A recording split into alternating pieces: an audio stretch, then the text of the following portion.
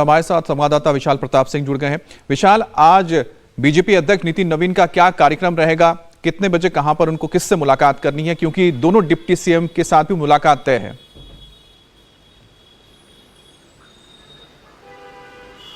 बिल्कुल अमित, 2 दिनों का उनका जो दौरा है वो लगातार मीटिंग से बीत रहा है, बातचीत में बीत रहा है। अब से कुछ देर पहले एनडीए के जो घटक दल हैं उन सभी के साथ उत्तर प्रदेश की जो लीडरशिप है उनसे उन्होंने मुलाकात की है और जीत की बात हुई है, सीट शेयरिंग की बातचीत नहीं हुई है। और चूंकि आपने कार्यक्रम का जिक्र किया अमित, तो बीती रात की अगर बात किया जाए तो मुख्यमंत्री के जो सरकारी आवास है योगी आदित्यनाथ का, 5 कालीदास, वहां पर जाकर के बीजेपी के राष्ट्रीय अध्यक्ष ने डिनर किया है। आज दोपहर 1 बजे की बात किया जाए तो डिप्टी सीएम ब्रजेश पाठक के आवास पर वो जाएंगे और वहां पर लंच करेंगे। शाम 5 बजे की अगर बात कर लिया जाए तो वो डिप्टी सीएम केशव प्रसाद मौर्य के आवास पे जाएंगे, वहां पर चाय पिएंगे। इसके अलावा अगर बात कर लिया जाए तो वो प्रेरणा स्थल भी जाएंगे और जो शक्ति संवाद है, जो बूथ अध्यक्ष होंगे, जो बीजेपी कार्यकर्ता की जो रूट है, उन सारे लोगों से मुलाकात करेंगे, बातचीत करेंगे और वहां पर उनका एक संबोधन भी होगा। इसके अलावा अगर बात कर लिया जाए तो गणमान्य व्यक्तियों के साथ भी उन्होंने आज मुलाकात की है। और इसके अलावा अगर बात किया जाए कि पदाधिकारियों के साथ, पूर्व प्रदेश अध्यक्षों के साथ, मौजूदा मंत्रियों के साथ, सांसदों के साथ, विधायकों के साथ जो बातचीत की है, जो मुलाकात हुई है नितिन नवीन की,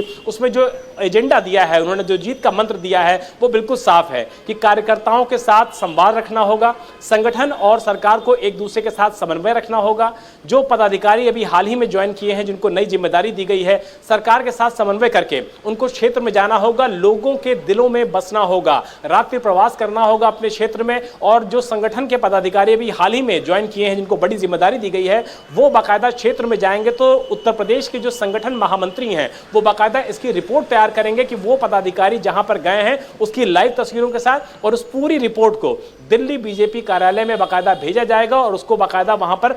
जो उसका अवलोकन होता है वो भी किया जाएगा। तो ये कह सकते हैं कि नितिन नवीन ने यहां आकर के जो मंत्र दिया है वो बिल्कुल साफ है कि मेहनत सबको करनी है, जनता के बीच सबको जाना है, लड़ना विपक्ष से है, आपस में बिल्कुल नहीं लड़ना है। क्योंकि पिछले कुछ दिनों में जो देखा गया कि कुछ सांसदों के साथ, कुछ विधायकों के साथ जो कि बीजेपी के ही हैं, घटक दलों के हैं, उनके साथ कुछ गतिरोधक बातें सामने आई थी, जिसको देखते हुए संज्ञान लिया गया है और इस मामले में बिल्कुल स्पष्ट कर दिया गया है कि जो लड़ाई है वो विपक्ष से है, आपस में लड़ने की कतई जरूरत नहीं है, एक दूसरे के साथ समन्वय करने की जरूरत है। और जो लक्ष्य है वो लक्ष्य ये है कि 2027 में डबल इंजन की सरकार को एक बार फिर से प्रचंड बहुमत के साथ उत्तर प्रदेश में वापसी करना है। तो जो मूल मंत्र है, जो रोड मैप है, जो खाका है, जो सोशल इंजीनियरिंग की बातें हैं, वो सारी बातें बीजेपी के राष्ट्रीय अध्यक्ष नितिन नवीन ने अपने पिछले जो 1.5 दिन का उनका दौरा है उसमें लगातार वो कह रहे हैं। और इसी बीच वो लगातार न सिर्फ लोगों से मुलाकात कर रहे हैं, नफ्स को टटोल रहे हैं, बल्कि घटक दलों से भी मुलाकात करके उनके साथ भी बातचीत कैसे आगे बढ़े, इसको पूरा जो रूपरेखा है वो तैयार कर रहे हैं और सबके साथ 1 to 1 संवाद कर रहे हैं,